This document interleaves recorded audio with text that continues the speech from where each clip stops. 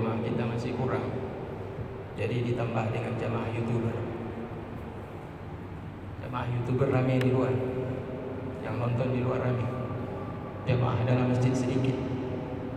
Padahal ilmunya kalau diambil manfaatnya banyak, tapi yang berminat sedikit. Kalau orang diberikan hidangan makanan yang lezat, diberikan hidangan daging, diberikan hidangan minuman yang lezat, jus alpukat, tambah dengan kopi Starbucks, orang datang berebut datang hidangan itu.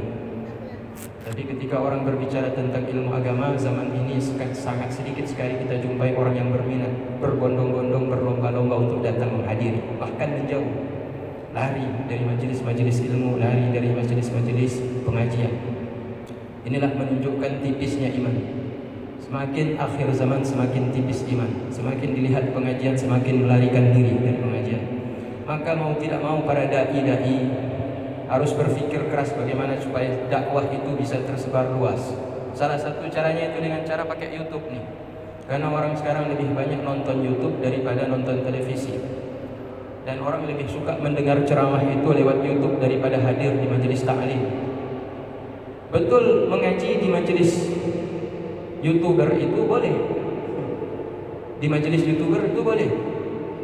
Tetapi keberkahan yang paling utama itu hadir dalam majelis ilmu tersebut, di dalam majelis ilmu. Karena dalam hadis Rasulullah itu disampaikan bahwa Allah menciptakan malaikat, ada sebagian malaikat yang Allah tugaskan hanya untuk mendatangi tempat-tempat yang di dalamnya itu disebutkan nama Allah. Termasuk di dalamnya zikir, termasuk di dalamnya adalah majelis ilmu. Maka ketika malaikat itu sampai dalam sebuah tempat, di situ ada orang duduk, kemudian mendengarkan nama Allah Ta'ala itu disebut, mendengarkan nama Allah Ta'ala itu diingat, dijelaskan di dalamnya tentang hukum-hukum Allah Ta'ala, maka malaikat itu datang, kemudian dia menaungi kelompok yang sedang duduk mendengarkan ilmu tersebut dan dicatat oleh Allah Ta'ala. Maka ini tidak didapatkan keutamaannya itu dalam YouTube. Orang menonton YouTube tidak mendapatkan itu. Ilmu dia dapat, tapi keberkahan malaikat yang datang itu, yang menaungi orang-orang tersebut itu tidak diperoleh. Dan kaum muslimin yang dimuliakan Allah Subhanahu wa taala, kita masih berkaitan dengan yaitu bersuci. Kita kembali lagi ke dalam kajian tentang masalah fikih. Nah, kemudian kita tentang wudu kemarin. Bismillahirrahmanirrahim. Pembahasan tentang sunnah-sunnah wudu kemarin sudah kita jabarkan, tapi memang belum selesai. Tapi kita akan masuk dari sudut pandang kacamata di kalangan para ulama-ulama yang taklid ikut kepada mazhab Syafi'i.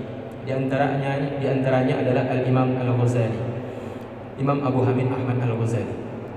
Muhammad bin Ahmad Al-Ghazali mengatakan dalam kitab Ihya Ulumuddin, "Idza faragha min al-istinja istaghala bil wudu, falam yara Rasulullah sallallahu alaihi wasallam qad kharijan min al-ghaid illa tawadda'a wa yabtadi'u bi siwak.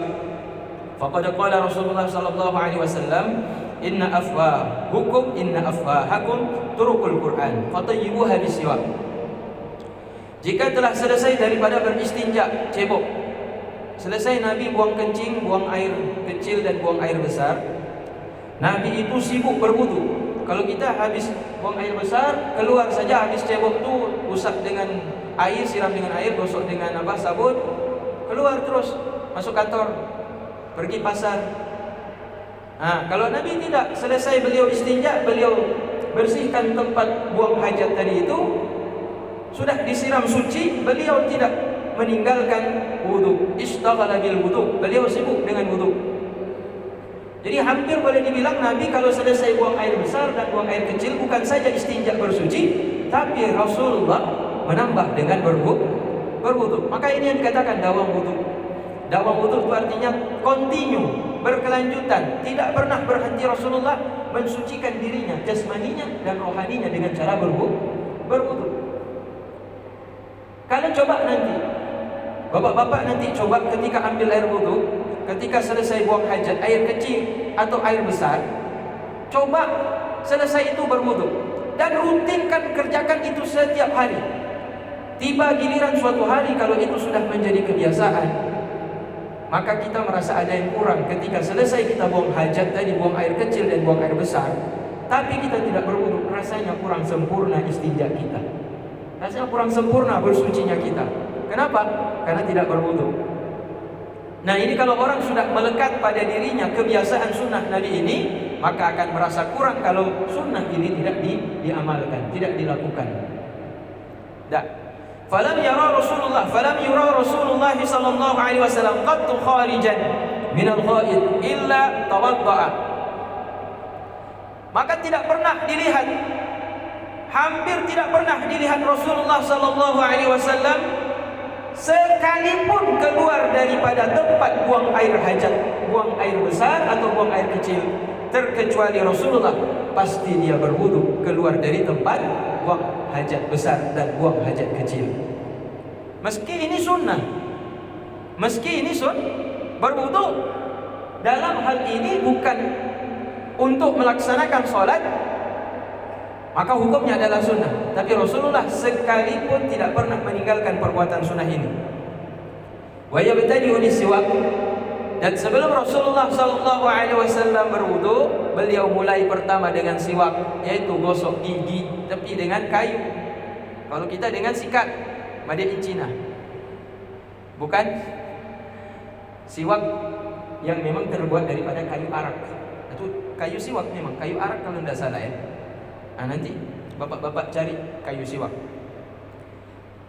Faqala Rasulullah sallallahu alaihi wasallam, maka sungguh telah bersabda oleh Rasulullah sallallahu alaihi wasallam dalam hadis. Rasul mengatakan, Inna afwahakum turukul Quran. Sungguh bermula mulut kalian itu jalan keluarnya Al-Quran. Jadi jalan tol keluarnya Al-Quran itu adalah mulut kita. Fatayyibuha bisiwak, maka wangikanlah, harumkanlah jalan keluarnya Al-Quran itu, jalannya Al-Quran, jalan melewatinya Al-Quran itu dengan cara bersiwak. Maka kalau kita ingin baca Al-Quran itu belum bersiwak, masih bau mulut kita, terlebih bangun dari tidur, kemudian kita sholat, rasanya kita mempersilahkan lewat Al-Quran melalui mulut kita, tapi melalui jalan yang bau. Maka Rasulullah mengatakan, fatayyibuha bisiwak, maka harumkanlah, wangikanlah jalannya Al-Quran itu, yaitu dengan cara bersiwak. Fayanbaghi, maka sepantasnya ayang dia indah siwak, ketika seseorang itu hendak bersiwak, berniat ia tathhira famihi, mensucikan mulutnya. Untuk apa? Liqiraatil Quran, untuk membaca Al-Quran. Wa dzikrillahi ta'ala, dan untuk menyebut nama Allah Ta'ala yang Maha Agung, yang Maha Mulia. Baik di dalam solat maupun fi solat, maupun di dalam solat. Maka ketika kita menyebut nama Allah yang mulia, dan ketika kita membacakan kalam Allah Ta'ala yang Maha Mulia, Al-Quranul Karim, maka keluarkanlah dia dari jalan, yaitu mulut kita yang berbau wangi. Wa qala sallallahu alaihi wasallam, dan berkata oleh Rasulullah sallallahu alaihi wasallam, salatun ala athari siwakin afdalu min khamsi wa sab'ina salatan bi ghairi siwakin. Salat di atas dasar siwak itu lebih utama dibandingkan 75 salat tanpa siwak. Kemudian riwayat hadis ini dianulir dalam kitab Syarah Ihya Ulumuddin. Dijelaskan bahwa hadis riwayat ini diriwayatkan oleh Abu Nu'aim dalam kitab Al-Hilyah min hadis Ali. Demikian juga diriwayatkan oleh Ibnu Majah. Hadis ini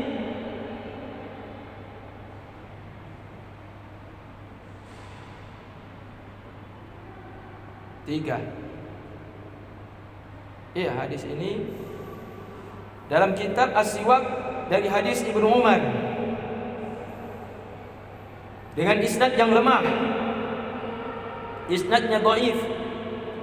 Hadis ini diriwayatkan oleh Imam Abu Dawud dan Hakim, tapi hadis ini disahihkan oleh Imam Al-Hakim dan Baihaqi. Kalau Al-Hakim mengatakan hadis ini sahih, tetapi oleh Imam Al-Baihaqi mengatakan hadis ini lemah. Dari jalur riwayat sahabat Aisyah radhiyallahu anha, dan Imam Baihaqi melemahkan hadis ini dengan lafaz min 70 salatan. Jadi dalam menjelaskan tentang hadis keutamaan orang yang solat dengan bersiwak lebih utama daripada 75 kali solat orang tanpa siwak, hadis ini sebagian ulama kebanyakan mengatakan hadis dhaif, meskipun hadis ini disahihkan oleh Imam Al-Hakim. Tapi dalam perkara fadailul a'mal, keutamaan-keutamaan di dalam beramal, melakukan amal-amal soleh yang sunnah-sunnah, hadis dhaif ini boleh kita amalkan, sehingga memotivasi kita dalam beribadah untuk mengejar ibadah-ibadah yang sunnah-sunnah. Maka semakin kita memperbanyak bersiwak, semakin kita banyak beribadah yang sunnah, semakin juga kita menjaganya, khususnya dalam membaca Al-Quran dan zikir, yaitu tidak lepas daripada menjaga keharuman mulut kita dengan cara bersiwak. Intinya itu sebenarnya, agar kita menjaga yaitu mulut kita daripada bau yang tidak sedap. Coba perhatikan, Islam begitu memperhatikan tentang kesucian dan kebersihan. Islam mengajarkan kepada kita kesucian dan kebersihan, hingga tingkatan untuk menyebut nama Allah jangan keluar dari mulut kita itu nama Allah, tapi melalui mulut yang berbau tidak sedap. Jadi begitu pentingnya wangi, begitu pentingnya harum bau mulut ini dalam ajaran Islam. Sehingga Rasulullah mengatakan dalam sebuah hadis ini terkenal sangat banyak sekali yang menggunakan hadis ini. Laula an asyqa ala ummati la amartuhum bisiwak inda kulli salatin. Kalaulah tidak aku merasa berat ke atas umatku, kata Nabi Muhammad, sungguh aku akan perintahkan mereka untuk bersiwak inda kulli salatin, ketika mereka hadir untuk mengerjakan solat 5 waktu. Artinya sebelum mereka datang untuk solat, mereka datang ke masjid. Kalau boleh, kalau tidak menjadi satu keberatan bagi umatku, aku akan perintahkan mereka untuk bersiwak. Tapi karena Rasulullah juga khawatir ini akan menjadi kewajiban yang kalau ditinggalkan akan menyebabkan dosa, maka tidaklah diwajibkan oleh Rasulullah. Tapi kalau tidak berat ini bagi umatku, tentunya aku akan perintahkan dengan hukum yang wajib, agar mereka ketika hadir untuk melaksanakan sholat 5 waktu ke dalam masjid, sebelum masuk masjid mereka sudah bersiwak, atau ketika hadir dalam masjid sebelum sholat mereka bersiwak. Waqala sallallahu alaihi wasallam. Kalau hadis tadi itu bagaimana? Hadis ini muttafaqun alaih. Semua para ulama ahli hadis sepakat tentang kesahihan hadis ini dari jalur hadis sahabat Abi Hurairah radhiyallahu anhu. Jadi sahabat Abi Hurairah meriwayatkan hadis ini, dan para imam hadis yang lain semuanya sepakat mereka hadis ini muttafaq alaih, berarti tidak ada perdebatan tentang kesahihan hadis ini. Jadi keutamaan siwak ini muncul dengan pendapat yang sahih dari hadis ini. Waqala sallallahu alaihi wasallam, dan bersabda oleh baginda Nabi tercinta Muhammad sallallahu alaihi wasallam, "Mali arakum tadkhuluna ala qalhan istaku." Ada apa? Kata Rasulullah, aku melihat